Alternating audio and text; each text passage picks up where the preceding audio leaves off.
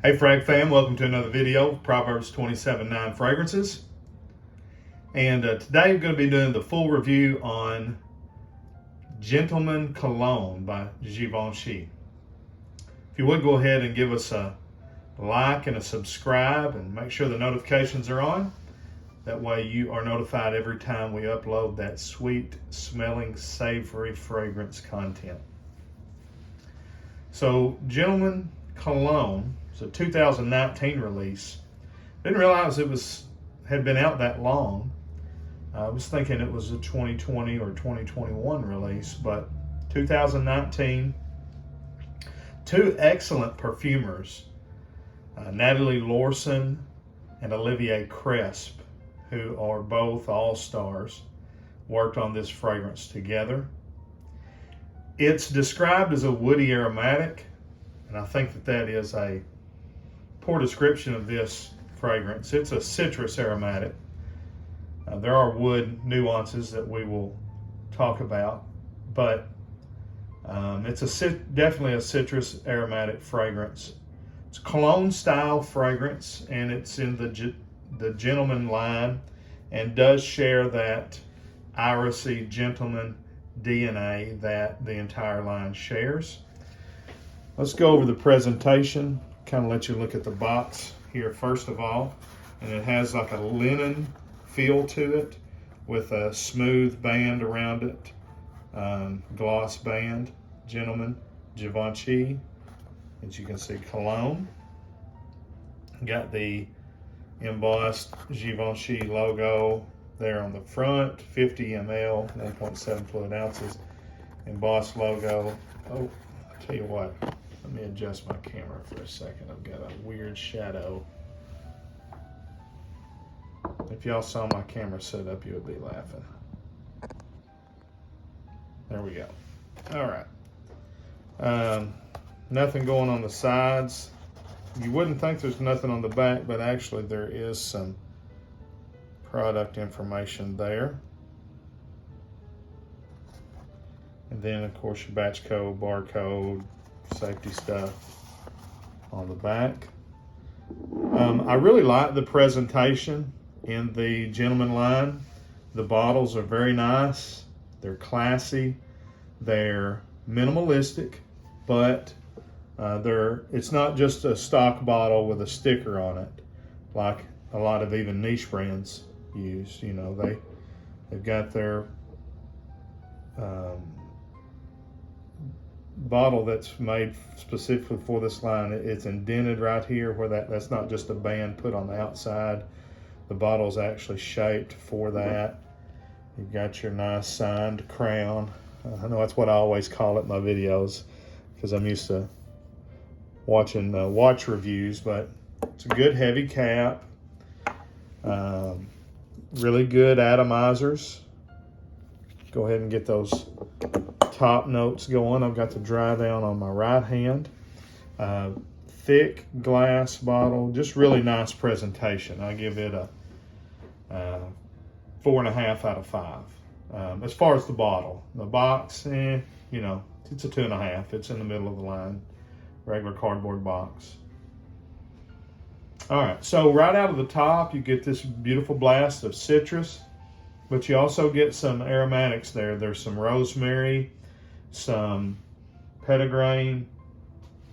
So right off from the top, it's citrus, and it is those herbal notes. And I really like the opening to this fragrance. You can smell you can tell that it's probably going to have a white, musky, sandalwoody, creamy dry down, even from the opening. But that really doesn't come out till later. Let's go over the note listing here. So the top notes, they list bergamot, lemon, petitgrain, and yeah, I don't think there's any other. There's no orange in there. Pretty much bergamot and lemon. A little heavier on the lemon than the bergamot. So the petitgrain, and then the rosemary, iris, and vetiver is the heart notes. Again, you get the rosemary from the beginning. The iris that is famous for the gentleman line doesn't start to come in until it starts to dry down, which, again, I like that because I personally don't like the iris note in the gentleman line. I like iris when it's done a certain way. I really like the iris in the Dior Homme line. It just smells different in this line. And to me, I was surprised that it's not got some violet in it, because and I guess it's the iris note, but it leans a little kind of violety in the sense of it has that little, it's not really a strong petrol note like in Fahrenheit, but it kind of dances in that area, and I just don't care for it. I'm not a Fahrenheit fan. As it dries down though, and of course, the base notes are ambroxan and musk. So heart notes are iris, vetiver, rosemary. Base notes, ambroxan and musk. It's funny they describe it as a woody aromatic, and there's no woods listed. To my nose, I think the woods are cedar and sandalwood.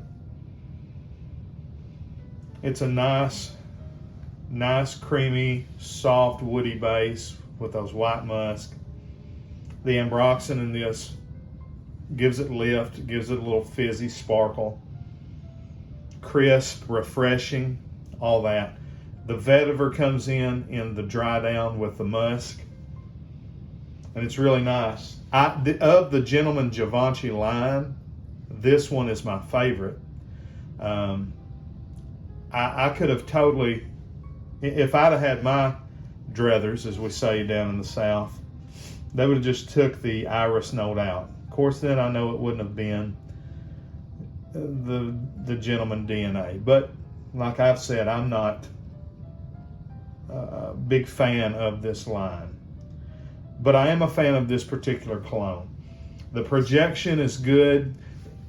The sillage is good. You know, the longevity with any cologne style fragrance is going to suffer. You're never going to get, 8 hours out of a cologne style fragrance, even when they're in an eau de parfum concentration. This is eau de toilette, I believe. Let me check and make sure. Probably better, easier to sit on a box.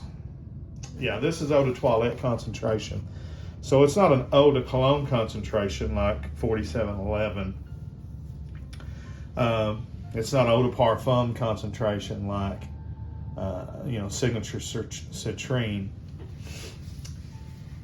I would say that it is probably in the same vein as Eau Sauvage over here, right back there behind it, which is one of my all-time favorite fragrances.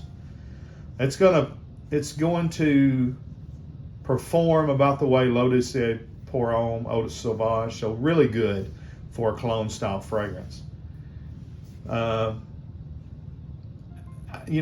I didn't really think about the star listing and everything, but I would say that this is a above average, out of 5 stars, 3 star is an average fragrance, I would say that it's 3.75 for me, particularly.